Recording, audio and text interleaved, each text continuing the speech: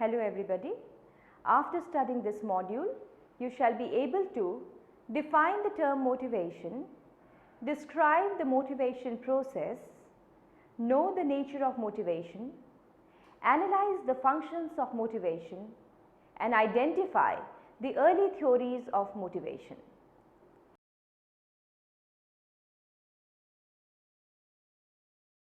Motivation is often described as a prerequisite to any action. It is what drives people towards a goal. Motivation generates efforts to accomplish something. If the efforts are concerned with any goal, it is motivation in the general sense.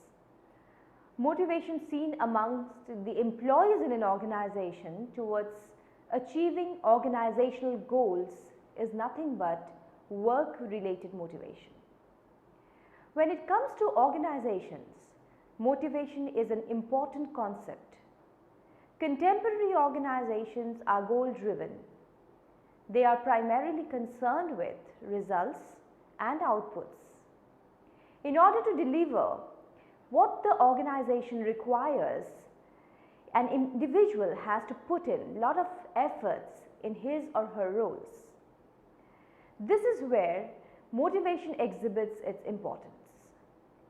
Employees who are highly motivated are usually the ones who are showing superior performance in comparison to the less motivated individuals. Motivation, its basic nature and process. Now, first of all, we will define the term motivation and its meaning. The term motivation can be traced to the Latin word movere, which means to move. This term has been defined in many different ways. Few of the definitions are: motivation is a process that starts with a physiological or psychological deficiency or need that activates a behavior or a drive that is aimed at a goal or incentive. This definition was given by Fred Luthans in 1998.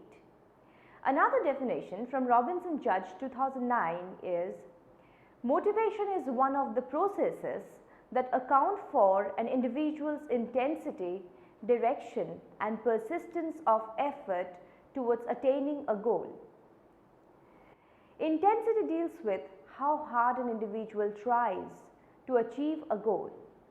The direction depicts towards which goal the efforts are being made, and persistence describes whether or not the engaged individual persists in their efforts, maintaining focus over a period of time.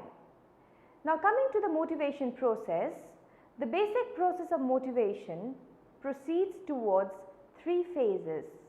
The essence of the entire process can be stated as needs setup, drives aimed at incentives. Thus, the process of motivation consists of following three interconnected elements.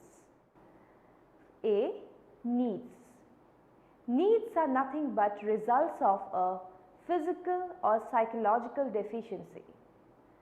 Whenever there is an imbalance in a physical or psychological state, a need is originated and the organism springs into action to satisfy this need. This is the origin of motivation. B. Drives. Any need which gets activated in response to a deficiency requires to be elevated. To do this, drives or motives are set up. Drives may be physical or psychological, and they work by providing a thrust towards reaching an incentive. C. Incentives. Incentives are a culmination of motivational process. Incentives are nothing but those factors which work towards reducing a drive by alleviating a need. Incentives are important to restore the balance, physical as well as psychological. attainment of desired incentives tends to cut off the drive. Now coming to the nature of motivation, first, motivation is an inner feeling. Motivation originates within an individual and drives him or her towards a goal. It is an inner energizing feeling. Second, it is originated out of an imbalance.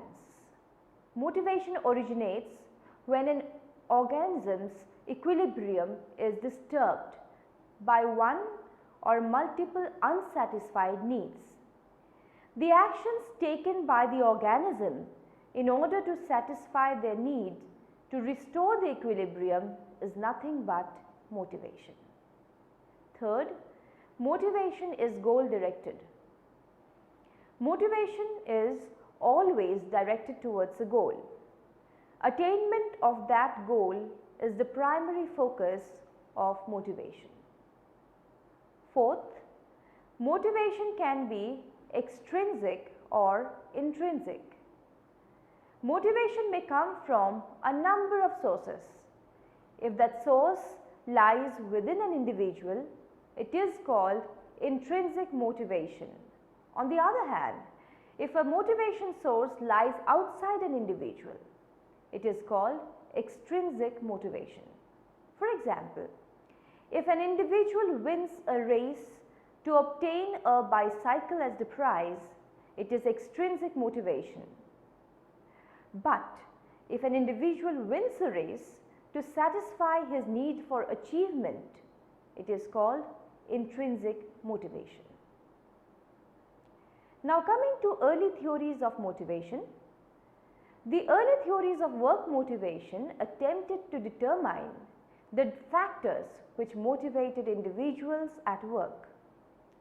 They identified the needs and the drives of people which form the underlying motivational base for work. There are four important early motivation theories.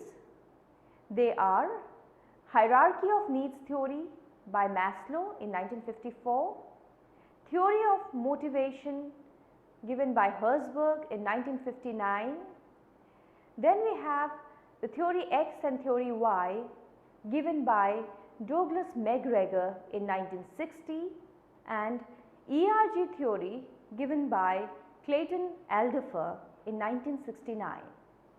First of all, we will discuss the first theory, which is Hierarchy of Needs theory, which was given by Abraham Maslow in 1954. The Hierarchy of Needs theory of motivation was proposed by Abraham Maslow. This theory organized human needs in the form of a hierarchy ranging from lower order needs to the higher order needs. Lower order needs are satisfied externally, while the higher order needs are satisfied internally. This theory suggested that human needs work to motivate to satisfy them. Once a need is satisfied, it no longer motivates. Also, the lower needs are activated before the higher order needs. Maslow identified the following 5 types of needs. First is physiological needs, the second is safety needs, the third is love and belongingness needs, the fourth is esteem needs, and the fifth is the need for self-actualization. Coming to physiological needs, it is the most basic level in the hierarchy of needs and therefore gets activated first. These are basic physical needs like hunger, thirst, sex, etc. According to the theory, once satisfied, these needs no longer motivate. The second is safety and security needs, just above the physiological needs. It forms the second level in the hierarchy. Once the physical needs are satisfied, the safety and security needs activate. The theory identifies physical as well as emotional security needs. The third is love and belongingness needs. These needs fall at the intermediate level and include the needs of an individual to affiliate, belong with others. Hence, these needs are also called social needs. The fourth is esteem needs. The esteem needs represent the higher order needs of an individual. This level includes needs for power, achievement and status. And the last is self-actualization needs. This is the highest level in the hierarchy of human needs and is attained when an individual has realized all his or her potential. Now coming to assessment of hierarchy of needs theory. The hierarchy of needs theory is an easy to understand theory. It has contributed to identify the diversity of needs inherent in human nature. This theory is highly influential and is often uncritically accepted in the literature. On the downside, this theory lacks empirical support. There is not much of evidence suggesting that human needs are structurally organized as pointed out by Maslow. The distinction between human needs is usually not as clear as suggested by this theory. The second theory is the two-factor theory of motivation. The two-factor theory of motivation was propounded by Herzberg in 1959. It is also called as the motivation hygiene theory. Based on his research, Herzberg reported that people's general good feelings about their jobs were associated with job content or job experiences, while their bad feelings about their job were associated with job context, that is the peripheral aspects of the job. In other words, Herzberg believed that job satisfiers, termed as motivators, were related to job content, while the job dissatisfiers, termed as hygiene factors, were related to the job context. According to this theory, the hygiene factors in themselves are not capable of making a job satisfying and hence motivating people. They are preventive in that they prevent job dissatisfaction when present. Only motivators are capable of motivating the employees. Now there are various factors which come under hygiene factors and various factors which come under motivator factors. Under hygiene factors, we have things like company policy, administration, supervision, salary, interpersonal relations, working conditions. And under motivating factors, we have achievement recognition, work itself, responsibility, advancement, etc. Now coming to hygiene factors, these are those factors associated with the job context, that is the surrounding aspects of the job which when adequate prevent the workers from feeling dissatisfied with their jobs. These are roughly equivalent to Maslow's lower order needs and include the factors such as company policies, administration, supervision, salary, working conditions, etc. These factors themselves are not capable of producing satisfaction. These are extrinsic factors and do not include the features of the work itself. Now coming to the next set of factors, which is called as the motivators. Motivators are those factors which actually produce satisfaction and hence motivation in the workers. These are intrinsic factors closely associated with the job itself. For example, achievement, recognition, opportunities of advancement, characteristics of work itself, etc. These factors correspond to Maslow's higher order needs. Motivators can overshadow the effect of hygiene factors. An individual who finds his or her job as challenging and interesting might not feel dissatisfied with it if the working conditions are not up to the mark. This theory challenged the conventional way of situating dissatisfaction as the opposite of satisfaction. Herzberg emphasized that the opposite of satisfaction was no satisfaction or the absence of satisfaction. On the other hand, the opposite of dissatisfaction is no dissatisfaction. It is important to note that an absence of dissatisfaction does not mean satisfaction. Thus, this theory contends that in order to motivate individuals, the motivators should be emphasized while holding hygiene factors adequate. An unnecessary emphasis on extrinsic factors won't produce satisfaction if the motivators are not in the order because they appeal to the higher order human needs. Now, coming to the assessment of Herzberg's two-factor theory, Herzberg's theory has contributed considerably to the understanding of work motivation.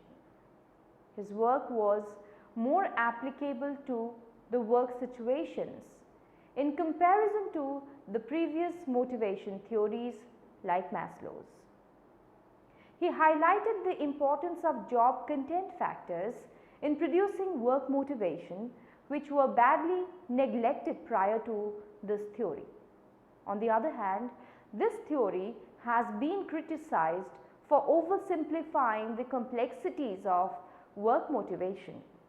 Herzberg's research on which this theory is based has been questioned for its methodology and sample characteristics. Example, motivators and hygiene factors would be very different based on the age of people involved as well as the complexity of their job.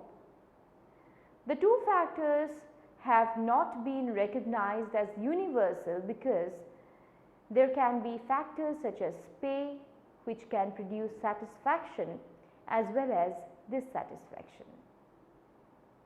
Coming to the next set of theory is theory X and theory Y. Douglas Mcgregor in 1960 proposed two different theories adopting two distinct views of human nature. The first, called the theory X, took a negative view of human beings, while the second, that is the theory Y, assumed a more sympathetic position towards human beings and was basically a more positive one of the two theories. Mcgregor postulated that managers hold certain assumptions about their employees and behave according to these assumptions. Now, assumptions of theory X. Theory X adopted a negative view of human beings and hence was based on the following assumptions. Human beings are lazy and inherently dislike work and hence strive to avoid it wherever possible. Second, working does not come naturally to them and hence should be forced, coerced or even threatened to get them to work. Third, human beings evade responsibility and require formal direction in order to guide them towards desired goals.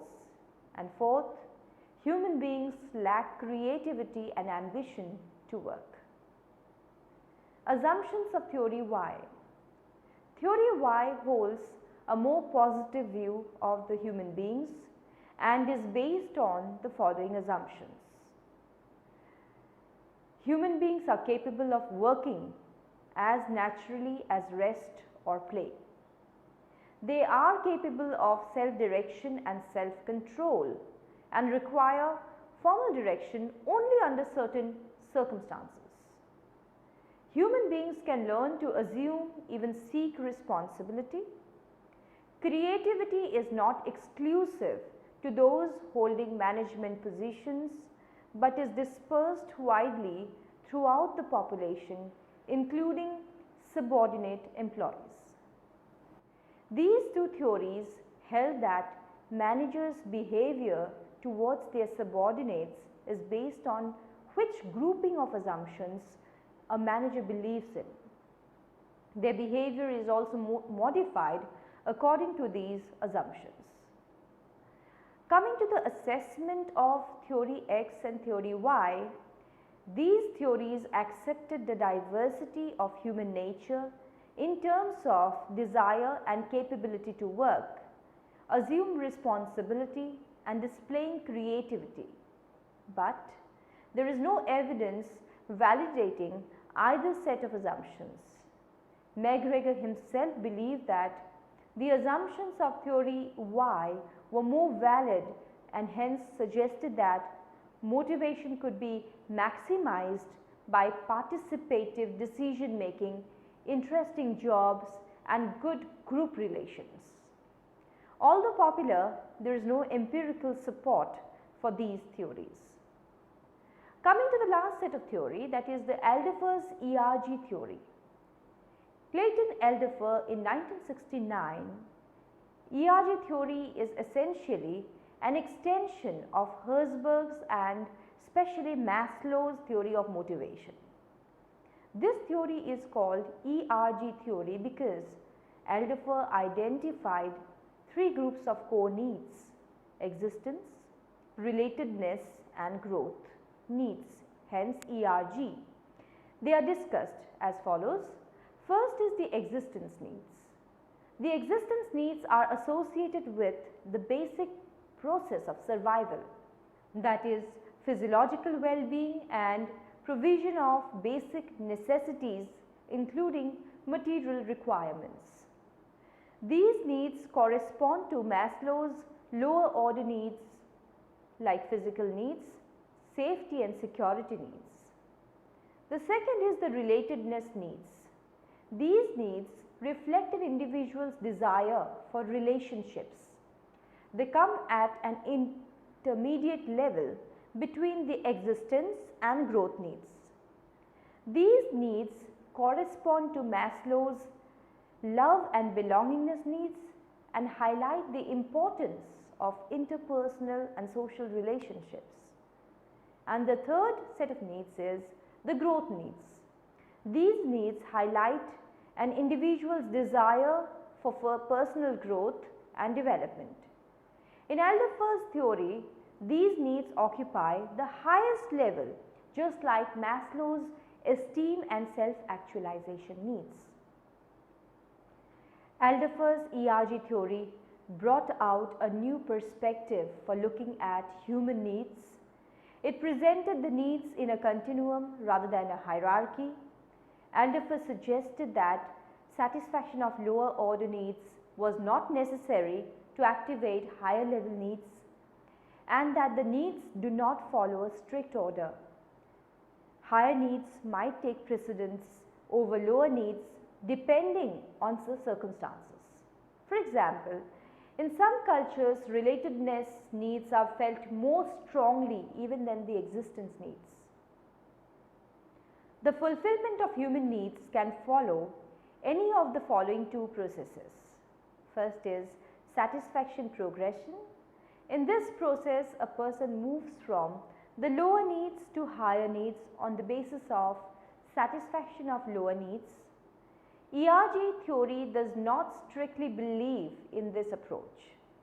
This process is supported in Maslow's theory, where an individual is unable to reach the higher needs if lower needs are not met.